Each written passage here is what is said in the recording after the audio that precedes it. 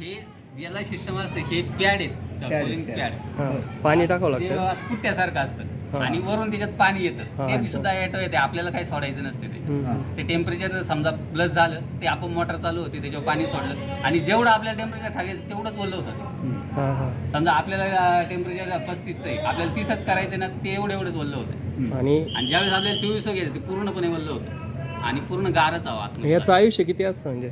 आयुष्य याला आता आम्ही टाकल्यापासून अजून काही चेंज केलं नाही, 3.5 वर्ष झाले, ते कमीत कमी 7-8 वर्ष चालते असं कंपनीचं म्हणणं आहे. असं नाही त्याच्यात. आणि त्याच्यानंतर मी पूर्ण खराब होत नाही, ते फक्त लूज होतात. त्याची ती जाळी जराशी होती हा लूज होतात, आपोआप असे ढिल्ले होतात. लूज झाल्यानंतर परत नंतर चेंज बदलायला. करायचे. हा त्याला खर्च वाढतो ना. खर्च आहे म्हणजे जी बाहेरची हवा आहे ती आतमध्ये येताना थंड होऊन येते. थंडच होऊन येणार. बरं. आणि मग इथून ती पूर्ण शेडमध्ये बांधते. जेवढी जास्त हवा असेल, समजा हाईट असती, जास्त हवा असते तर त्याचा फायदा झाला. हाईट असल्यावर काय होतं, तुम्ही आता हे टेम्परेचर आपल्याला डाऊन कधी करायचं आहे? 15 दिवसाच्या नंतर, 20 दिवसाच्या नंतर. म्हणजे सुरुवातीला तुम्हाला टेम्परेचर वाढवायचं आहे, त्यावेळेस तुम्ही जेवढा पेज द्याल तेवढा तुम्हाला गॅस खर्च किंवा लाकडाचा खर्च वाढणार. पेज जेवढा जास्त तेवढा हिट द्यायला जास्त लागणार.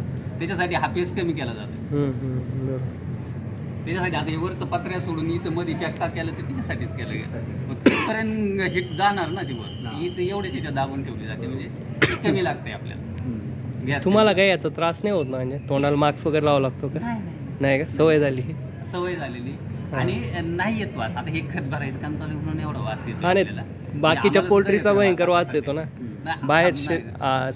ओपनला वास येतो, एसीला बाहेर नाही. मी तर आतमध्ये आलो ना तरी वास आहे ना. आणि जाणवलंच नाही काय असं?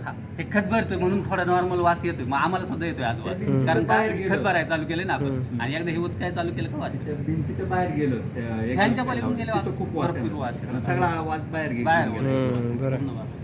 तसा रोजचा वास कधीच नाही येणार तुम्हाला. बरोबर. छान, तुम्ही चांगला उपक्रम केला.